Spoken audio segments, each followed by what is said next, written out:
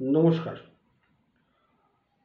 আরেকটি question Sharmistha madam করেছেন যে তার ইন্টারিম অকুপেশন চার্জ পাচ্ছেন, তিনি কীভাবে সেটা তুলবেন।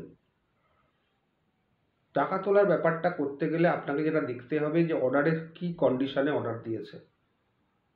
অর্ডারে কি বলা আছে যতক্ষণ না মামলা অ্যাপিল নিষ্পত্তি ততক্ষণ অকুপেশন চার্জ তোলা যাবে অথবা যাবে না। যদি তোলা যায় কোর্টের কাছে অ্যাপ্লিকেশন করবেন, যদি কোর্টে টাকা জমা পড়ে কোর্ট সেটাতে অর্ডার করলে আপনি অকুপেশন চার্জ পেতে পারেন। তবে সেখানে একটা কোর্ট কন্ডিশন চাপায়, যদি অ্যাপিলে যদি অ্যাপিলেন্ট জিতে যায়, মানে অ্যাপিলেন্ট ডিফেন্ডেন্ট টেনেন্ট যদি জিতে যায়, তাহলে এই টাকাটা আপনাকে রিইম্বার্স করতে হবে, অথবা এটা ভাড়ার সঙ্গে অ্যাডজাস্ট হবে। এইরকম একটা কন্ডিশনাল অর্ডার থাকে। আপনাদের টাকা তুলতে গেলে যেটা করতে হবে সেটা হচ্ছে কোর্টে অ্যাপ্লিকেশন করতে হবে। তার রিজন দেখাবেন যে টাকাগুলো পড়ে আছে, আপনার দরকার, এবং টেনেন্ট জায়গাটা দখল করে আছেন, একটা ভ্যালিড ডিগ্রি স্টে হয়ে আছে, সেই জন্য অকুপেশন চার্জটা দরকার, এটা আইনেই আছে। সুতরাং যেভাবে তুলবেন এটাই রাস্তা। নির্ভর করছে আপনার অর্ডারটা কী কন্ডিশনে দিয়েছে, মানে স্টে অর্ডারটা হুইচ কন্ডিশন, সেই কন্ডিশনের উপর নির্ভর করছে সব কিছু।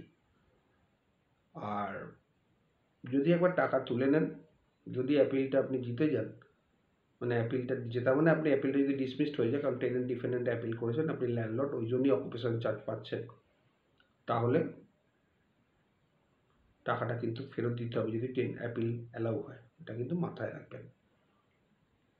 আর আরেকটা জিনিস একটু আগেও বলেছি আপনাদেরকে, শুধুমাত্র অ্যাপিল ফাইল করলেই কিন্তু আপনি অকুপেশন চার্জ পাবেন না। অ্যাপিলে যদি ওরা স্টে চায় তবেই কিন্তু আপনি অকুপেশন চার্জটা পাবেন, এটাই কিন্তু নিয়ম। তার কারণ হচ্ছে আপনি অকুপেশন চার্জ পাবেন এই কারণে, কারণ ভ্যালিড ডিগ্রিটা স্টে হয়ে আছে এবং টেনেন্ট আপনার জায়গাটা আপনি ডিগ্রি পাওয়ার পরেও দখল করে আছে।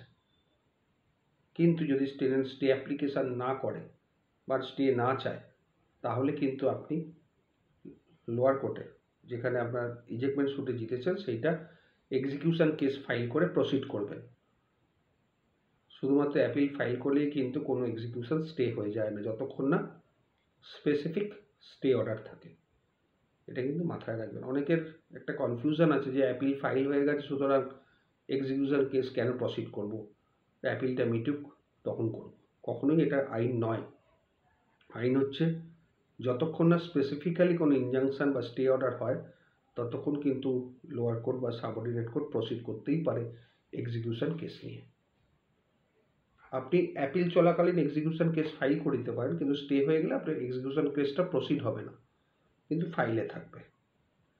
আর আরেকটা জিনিস বলে দিই, এক্সিকিউশন কেস ডিগ্রি হওয়ার 2 বছরের মধ্যে ফাইল করলে আদার সাইডকে নোটিশ দিতে হয় না, কিন্তু 2 বছর পেরিয়ে গেলে আবার আদার সাইডকে নোটিশ দিতে হবে, তখন কিন্তু আরও ডিলে হবে। সুতরাং ডিগ্রি বেরোবার সঙ্গে সঙ্গে ডিগ্রিতে একটা লিমিটেশান থাকে যে 2 মাসের মধ্যে বা 3 মাসের মধ্যে ডিফেন্ডেন্ট যদি না ছাড়ে তাহলে এক্সিকিউশন অ্যাপ্লিকেশান করে দেওয়া যায়। আপনারা 2 মাস বা 3 মাস যেরকম ডিগ্রিতে লেখা আছে সেইটা পেরিয়ে গেলে সঙ্গে সঙ্গে এক্সিকিউশন অ্যাপ্লিকেশান করে দেবেন।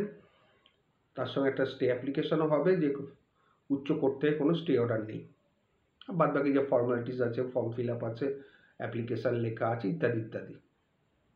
এটা কিন্তু সবসময় মাথায় রাখবেন।